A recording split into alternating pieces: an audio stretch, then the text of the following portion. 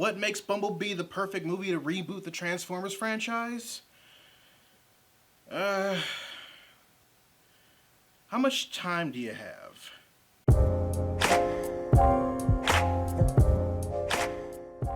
Readers, we've been in the post-Michael Bay era of Transformers movies for a little over a year now, and we have 2018's Bumblebee to thank for that. It was a movie that I was pleasantly surprised was as good as it was when I went to go see it in theaters, and I feel that a lot of that has to do with the 1-2 combination of Travis Knight's direction and Christina Hodson's heartfelt script. Along with that, the phenomenal acting by Haley Steinfeld, Jorge Lindeborg, Pamela Adlon, and John Cena, of all people. You know, when I was going through puberty, I stole things too. I stole a box of Malamars once. Yeah, we know. This was the movie that initially told me that not only was this spin-off a good idea, but it's still possible to save this franchise.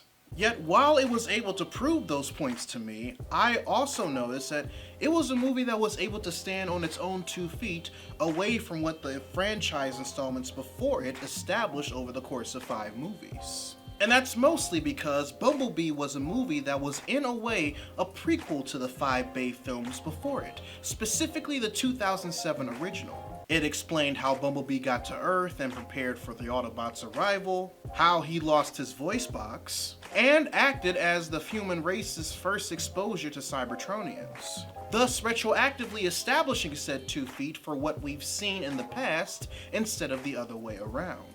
But just like it explained a lot of the things that Michael Bay's first 2007 Transformers movie helped establish, Paramount Pictures also used it as an opportunity to give the franchise a fresh start.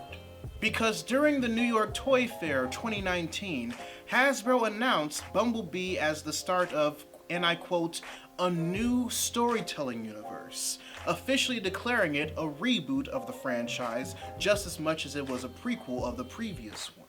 That, readers, is what we call a soft reboot. It's an installment of an already established franchise that's so far removed from the original installments that it might as well be a new jumping point and acts as a reintroduction to it, unless you're a die-hard fan. That's what Ghostbusters Afterlife is, and that's what Mad Max Fury Road is. One can argue that that's also what the Jurassic World series is, but there's still an element of the original Jurassic Park trilogy that heavily plays a factor in the overall DNA of Jurassic World, Fallen Kingdom, and even the eventual 3rd film. And no, the X-Men movies from First Class onward isn't a softly rebooted series. It's just trash. What makes Bumblebee a soft reboot, however, is that it properly sets up why certain things were the way that they were in the 2007 Transformers movie, and it does it by having it take place in the late 1980s. Not only do we see how Bumblebee learned to use radio stations as his main way of establishing verbal communication, but we also see how he lost his voice box in the first place. We also see the reason why he traded in his original Volkswagen Beetle form for the Camaro form we see him in over the course of the original movie series. Are you telling me you could have been a Camaro this whole time? And the reason why the military had prior knowledge of Cybertronians, specifically the Decepticons, before their initial invasion in the early 2000s is because of their initial encounter with Bumblebee and being bamboozled by the 2 Decepticons that were after him. They literally call themselves Decepticons. That doesn't set off any red flags? Enough! But the brilliance about Bumblebee being the movie that it is that while it has all of the answers and explanations as to why the Michael Bay series is the way that it is, it's simultaneously so far away from it that it can branch off and be its own thing. One of the ways we've seen that happen is in the form of how a lot of the Cybertronians look in the movie. With the Autobots and Decepticons we see on screen pretty much better resembling their toy and animated series counterparts compared to how they look in the Michael Bay films. Not only was this an extremely welcome sight when first images of Soundwave and Optimus Prime showed up online, despite having knowledge of Bumblebee being in his Beetle form already being made known and confirmed by multiple credited sources. But the vastly different art style and direction of the scenes regarding the Cybertronian Civil War in comparison to what we've seen in the Bay films just oozed with possibility of rebranding and steering away from the direction the first 5 movies made overall. It took directions in establishing a connection with the movies that came before it in a way that could still properly fit with what's been previously established if things didn't work out, but also give them the courage to take the franchise in a new and better direction if it did.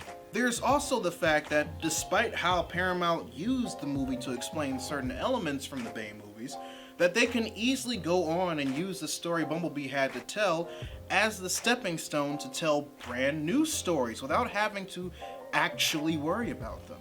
Despite the events of Bumblebee taking place almost 2 decades before Michael Bay's first movie, there's still an ample amount of time in universe between the 2 movies for the franchise to explore and grow before its timeline catches up to the 2007 movie. Hell, depending on the choices it makes in its storytelling going forward, it could even ignore the events of the Michael Bay movies altogether. And considering that one of the 2 Transformers film projects that Paramount is currently trying to develop is possibly going to be based in the Bumblebee universe, it's looking like it's going to be a case of one or the other. Although I really hope that the one that they end up going with is the other, because that movie is... It's just too good to be associated with the Bay ones. Readers, Bumblebee as a movie not only made a lot of good decisions, but also positioned itself in a pretty much the perfect spot. Not only can it serve as a prequel to what's already been established, but because of what it's done both visually and in the ways of storytelling, it can pretty much breathe new life into the Transformers franchise and have it go in a completely new direction than the ones the Bay films went toward. And considering that one of the other Transformers movie projects Paramount is working on is Beast Wars, using Bumblebee to completely reboot the Transformers franchise as we know it and ignore the first 5 films we've had before isn't that far-fetched. As far as I'm concerned, it's a very welcome decision.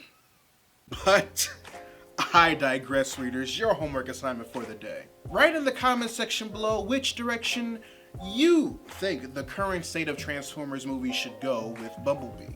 Do you think it should continue to serve as prequels leading up to the Bay films? Do you think it should be a completely fresh start to the franchise? I'd love to know your thoughts. If you want to help financially support the channel, you can join my Patreon by clicking the card at the end of the video or in the link in the description down below, where you can also find a link to my merchandise store. Or if you prefer to give a one-time donation, you can find links to my PayPal and my Ko-fi account in the description box as well. Also, make sure you subscribe to the channel and turn on notifications, because I post new videos every Monday, Wednesday, and every other Friday. But until then, this is Readus 101. Class dismissed.